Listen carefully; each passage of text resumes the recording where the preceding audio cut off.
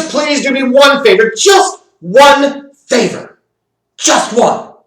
Just one. Miss me with all this fake-ass Myles Garrett outrage. It's misguided. It's over the top. And if anything, serves to me as the epitomization of the Russification of American sports today. Myles Garrett should be suspended for this season. Myles Garrett should never be able to play in the NFL again. All these mamby-pamby crybabies stuff a sock in it.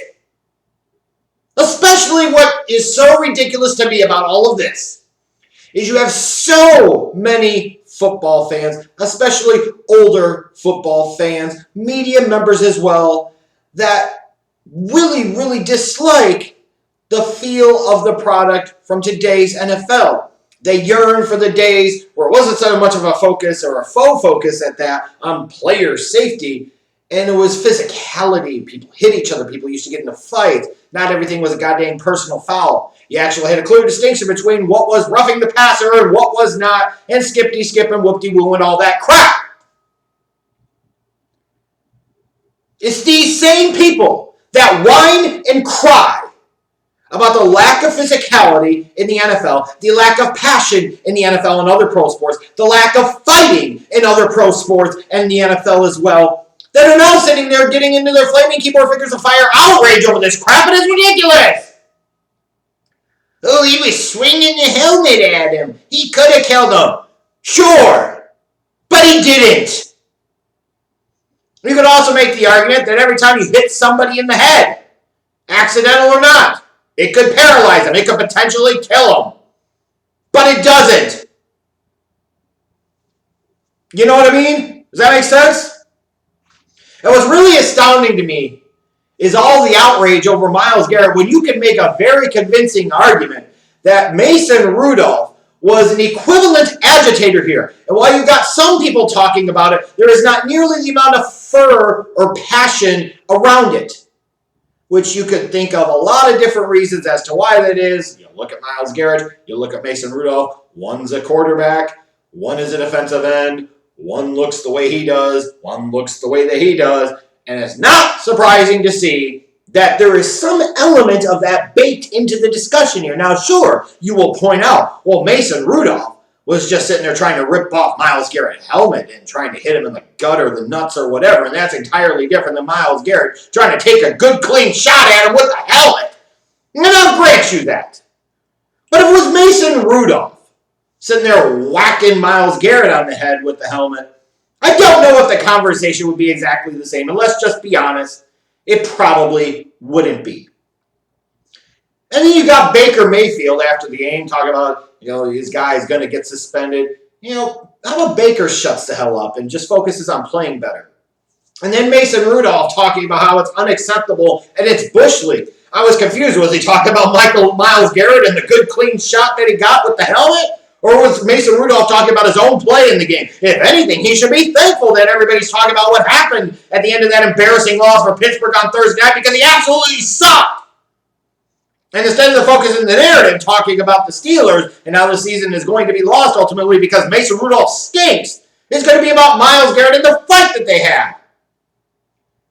And what's really ridiculous to me about this is Myles Garrett's been indefinitely suspended. Ogunjobi, I think, got a game. Pouncey got a few games. A few games, really? A few games, really? Like we're going to punish Pouncey to that degree because he got in a few good, clean shots?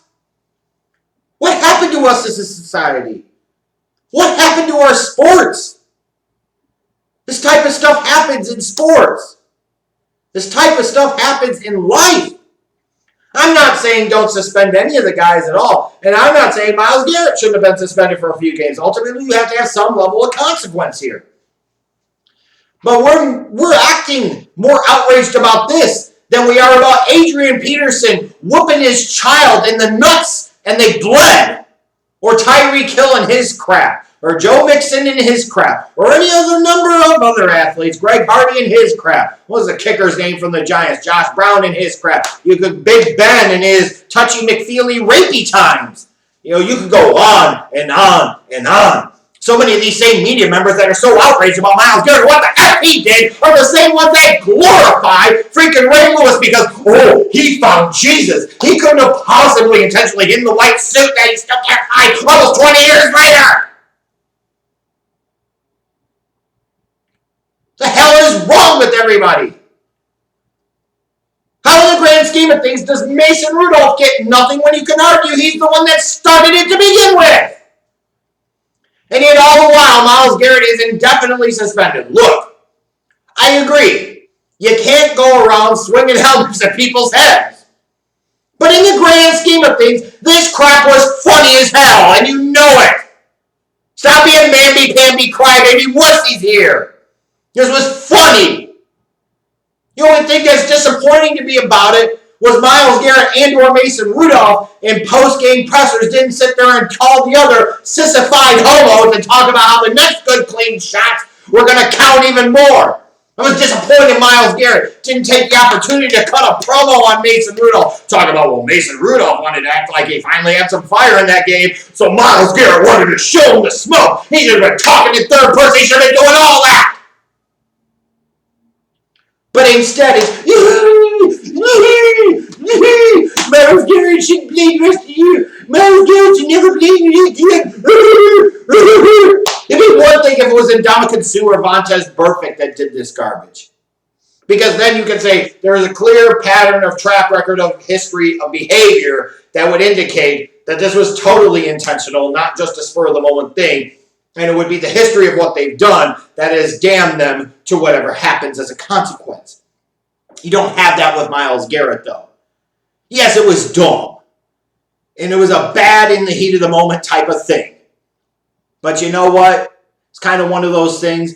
You talk to your kids about this crap. You don't want them starting fights, but you sure as hell want them finishing it. Well, that's exactly what the hell Myles Garrett tried to do. Mason Rudolph's going to start crap. Myles Garrett finished it. Can't believe so many people are so pissy-pantsed about this. But then again, yes, I can. Get over it, you hypocritical idiots. Stop being such mamby-pamby wusses about this. Enjoy it for what it was. Fun. Because I know that game on Thursday night sure as hell wasn't fun. Mason Rudolph's performance sure as hell wasn't fun. The Cleveland Browns' performance this year, by and large, hasn't been fun. This is one of the most interesting things we've had to talk about when it comes to the National Football League all this season, and maybe it was a little bit before that. But suspending a dude for the rest of the season for a heat-of-the-moment passion act? That's just overreaction.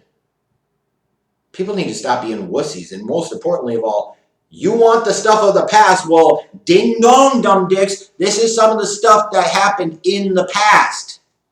So don't be surprised when you get it. And don't be outraged when you get it. Make up your damn minds!